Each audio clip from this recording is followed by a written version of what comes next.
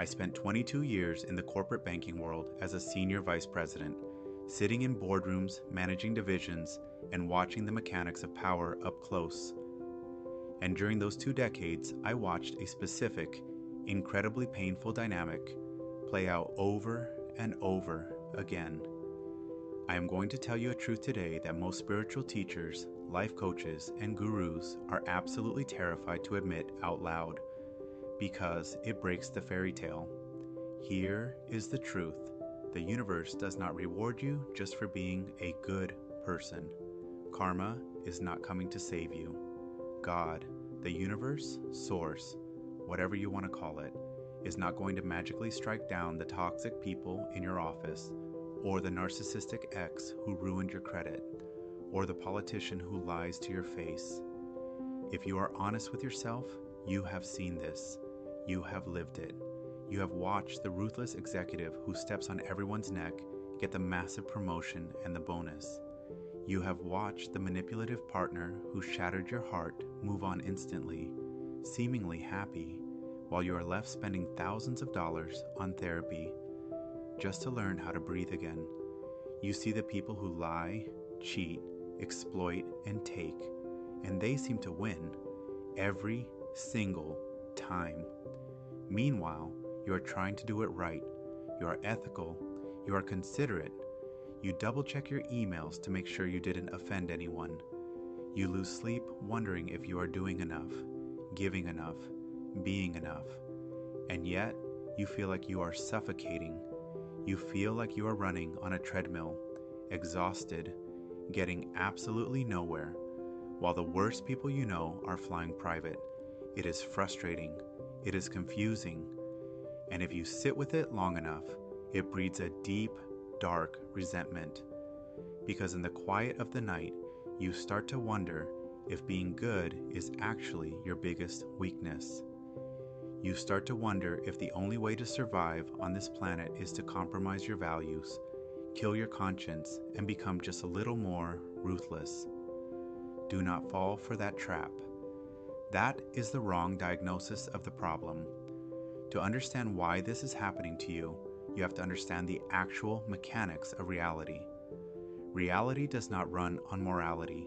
It runs on physics. It runs on coherence. It runs on vibration. We are fed a beautiful, comforting lie from the time we are children. Be a good boy, be a good girl, and the universe will have your back. The bad guys will be punished in the end. But the laws of manifestation, the actual geometry of how reality is created, are entirely neutral. Think about gravity. Gravity does not care if you are a saint who spends your weekends feeding the homeless, or if you are a corrupt billionaire who steals from the poor. If both of you jump off the roof of a building, you are both going to hit the concrete at the exact same speed. The universe does not pause gravity for the moral person and accelerate it for the immoral one. The laws of attraction, vibration, and resonance work the exact same way. They respond to alignment. They respond to non-resistance. Let's look at the ruthless person, the corrupt CEO, the toxic partner, the manipulator. Why do they manifest what they want so easily? Because they do not outsource their identity to other people. They do not care what you think of them. When a ruthless person decides they want power, or money, or control, they feel absolutely zero guilt about it. There is no inner conflict. There is no late-night shame spiral where they ask the ceiling, am I being selfish? Do I really deserve this wealth? What if people judge me? They just want it. They decide they are going to take it, and they act. That is pure, undivided intention. There is no static on their radio station. The equation for manifesting reality is incredibly simple. Desire plus non-resistance equals the result. Bad people win because they are non-divided. Coherence beats morality in a competitive environment. The universe responds to their absolute certainty. Now, let's look at you, the good person, the conscious person. You live in a state of constant, exhausting contradiction. This is a beautiful quality in some ways because it means you care. It means you have a conscience. But energetically, it is destroying you. Division is the ultimate enemy of power. You want to build a successful business, but you feel guilty charging what you are worth because you don't want to seem greedy. You want to set a firm boundary with a toxic family member, but you are paralyzed by the fear of looking like the bad guy. You want to be wildly wealthy, but deep down, you hold a subconscious belief that rich people are evil, and you are terrified of losing your soul. That is not a coherent vibration. That is a divided signal. I want this, but I shouldn't have it. I deserve this, but maybe I don't. And when you send static out into the universe gives you static right back. To make matters worse, when good people make a mistake, they weaponize it against themselves. If you lose your temper or you make a selfish choice, you don't just reflect on it. You let your ego take the wheel and you spiral into self-loathing. You tell yourself you are a fraud. You tell yourself you are broken. You actually use shame as proof of your goodness. You think, well, I feel terrible about what I did, so that proves I'm not a bad person. But the universe does not reward you for feeling bad. Shame is one of the lowest, most dense, stickiest vibrations in human existence. It drains your life force. It clouds your intuition. It keeps you trapped in the past so you have no energy to build your future. While you are sitting there, marinating in guilt for 3 weeks over a slightly awkward conversation you had in the break room, the ruthless person has already closed 3 deals, moved on to their next conquest, and completely forgotten about you. They are not better than you. They are just not stuck in the emotional quicksand that you built for yourself. So, what is the answer here? Do you have to become a sociopath to win the game of life? Do you have to turn off your heart to protect your energy? Absolutely not, because the ruthless are playing a short game, and it is a game that is inherently doomed to fail. The power that bad people use is actually just force. It is external, it is aggressive, and it is entirely unsustainable. To maintain an empire built on lies, manipulation, and stepping on others, you have to be vigilant 24/7. You have to constantly manage your image, threaten people to stay in line, and look over your shoulder because you know that loyalty bought with fear vanishes the second the fear is gone. That is not freedom. That is a self-imposed prison. And worse, it bankrupts the soul. Every time you act with true malice, every time you deliberately manipulate another human being, you sever your connection to the divine. You cut yourself off from the superconscious. You might accumulate all the wealth and status in the world, but your internal landscape becomes a barren wasteland. I saw it every single day in the corporate world. Men and women with millions in the bank, titles on their doors, and completely hollow, terrified eyes. They had gained the world and entirely forfeited their souls. You are not here to play the short game. You are an eternal being, and you are playing the long game. This brings me to the work I do now. After I left my 22-year executive career, I transitioned into quantum healing hypnosis technique, or QHHT. And the reason I did this is because I realized that the logical, corporate brain cannot solve spiritual problems. When clients sit in my chair and we bypass the noisy, chattering conscious mind, the part of you that is obsessed with paying bills and what your neighbors think, we connect directly with the subconscious, the SC, your higher self. And when we access this profound, ancient part of you, we start to see exactly why you are so divided. We see why you have been blocking your own power. You see that guilt you carry, that fear of success, that terror of being truly seen. Often it doesn't even come from this lifetime. Your soul is an ancient traveler.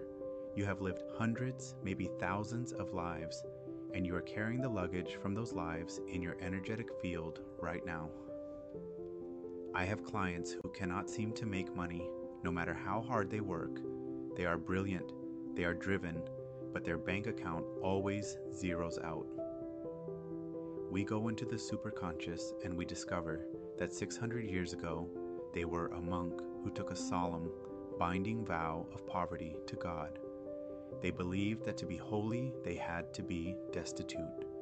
And because time does not exist in the spiritual realm the way we think it does, their soul is still honoring that contract today. They are unconsciously pushing wealth away because their soul thinks money equals a loss of purity. I have clients who are terrified to speak their truth. They want to start a podcast, write a book, or lead a movement, but the second they try to step into the spotlight, their throat closes up and they have a panic attack. We do a regression and we find out that in a past life, they were a healer or a witch or a speaker of truth, and they were persecuted, burned, or killed for it. Their nervous system remembers that being visible equals death. You are trying to fix these massive, multidimensional soul contracts with a modern-day productivity planner. It will not work. You cannot think your way out of a program that is older than your current brain. To win this game, to truly step into your power, you have to merge your goodness with absolute, unapologetic certainty. You have to go to the root. In a QHHT session, we find these origin points. We find the vows of poverty, the vows of silence, the contracts of suffering you signed. When you thought you had to be a martyr to be a good person. And we look at them, we acknowledge them, and then we tear them up. We break the contract because you are no longer a monk in the 14th century. You are no longer a persecuted healer in the Dark Ages. You are here now, and the world desperately needs people with your heart to have the power and the capital to actually change things. When you release the resistance, when you finally drop the guilt, the shame, and the outdated soul contracts, something miraculous happens. You combine love with power. This is the ultimate frequency. This is what the ruthless can never touch. When you operate from a place of deep, unconditional love and connection to the divine, but you execute with the exact same unshakable certainty, as a corporate titan, you become entirely unstoppable. You stop caring what people think, not because you are arrogant, but because you are aligned.